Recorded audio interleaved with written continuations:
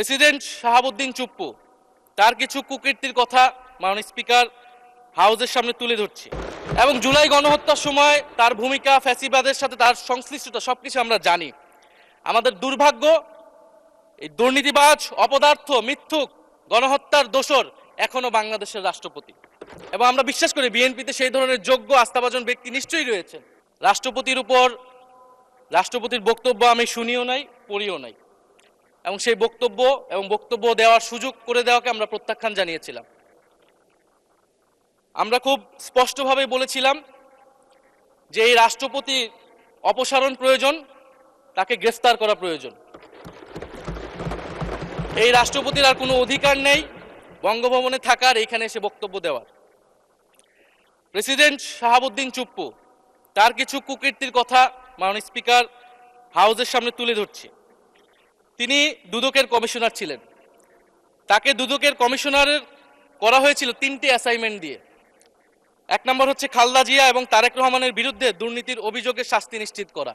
2 নম্বর পদ্মা সেতুর দুর্নীতির অভিযোগ থেকে আওয়ামী লীগকে ক্লিন চিট দেওয়া। 3 নম্বর ফখরুদ্দিন মঈনুদ্দিন সরকারের সময় শেখ হাসিনা সহ আওয়ামী লীগ নেতাদের বিরুদ্ধে হওয়া দুর্নীতির মামলাগুলোকে বাতিল করে দেওয়া। এমন একজন ব্যক্তিকে বিএনপি সরকার রাষ্ট্রপতি হিসেবে এখনো মেনে নিচ্ছে মাননীয় স্পিকার। আরেকটি ঘটনা বলি, 2009 সালে শেখ হাসিনার ক্যাঙ্গারু আদালতের নির্দেশে এই শাহাবুদ্দিন চুপ্পুর নেতৃত্বে 3 সদস্যের judicial inquiry commission on minority torture in 2001 করেছিল শেখ হাসিনার ক্যাঙ্গারু কোর্ট। এই প্রতিবেদন অনুসারে বিএনপির 26,000 বিএনপির নেতাকর্মীকে 2001 সালে ক্ষমতায় এসে কয়েক হাজার হিন্দুকে তারা হত্যা করেছে, এজন্য দায়ী করা হয়েছিল মাননীয় স্পিকার।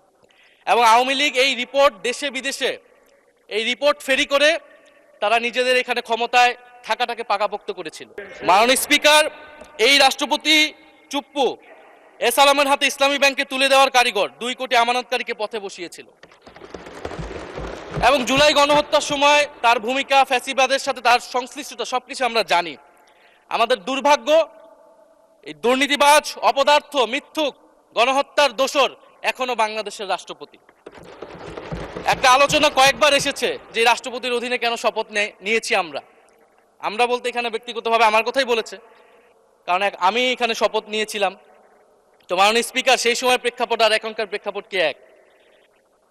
জুলাই গণ অভ্যুত্থানের পরে 5ই আগস্টের পরে আমাদের সামনে 2টা অপশন ছিল। আমরা বলেছিলাম জাতীয় সরকার করতে হবে, সেই জাতীয় সরকারের প্রস্তাব বিএনপি নাকচ করে দিয়েছে। আমাদের সামনে আরেকটা অপশন ছিল ক্ষমতা আর্মির হাতে তুলে দেওয়া। যদি আমরা সেই দিকে আগাতাম, আজকে তারা এখানে বসতে পারতেন কিনা মাননীয় স্পিকার সেটা সন্দেহ আছে। দেশের স্বার্থে, দেশের স্থিতিশীলতার স্বার্থে আমরা সেই সময় সরকারে গিয়েছিলাম, আমরা শপথ নিয়েছিলাম। কিন্তু বৈষম্যবিরোধী ছাত্র আন্দোলন খুব স্পষ্টভাবে 2024 সালে কিন্তু এই রাষ্ট্রপতির অপসারণ চেয়েছিল।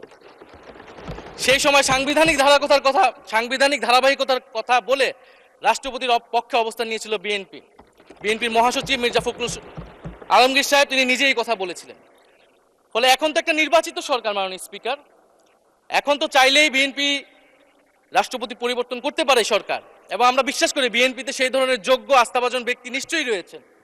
এবং সরকার দলের সদস্যরা অনেকে গৌরবের সাথে বলেছেন যে যেই রাষ্ট্রপতি জিয়াউর রহমানের বিরোধিতা করেছেন, সেই রাষ্ট্রপতি এখন জিয়াউর রহমানের প্রশংসা করছে। মাননীয় স্পিকার, গাধাকে দিয়ে আপনি হাল চাষ করিয়ে এটার মধ্যে কোনো বাহাদুরি নাই। এটা আপনাদের দেউলিয়ত্ব, সরকারের দেউলিয়াত্ব যে সরকার এখনো রাষ্ট্রপতি পরিবর্তন করতে পারছে না। মাননীয় স্পিকার, বাত ব্যথা, প্যারালাইসিস কিংবা আর্থ্রাইটিস, আধুনিক ফিজিওথেরাপি ও পুনর্বাসন চিকিৎসায় নির্ভরযোগ্য নাম DPRC।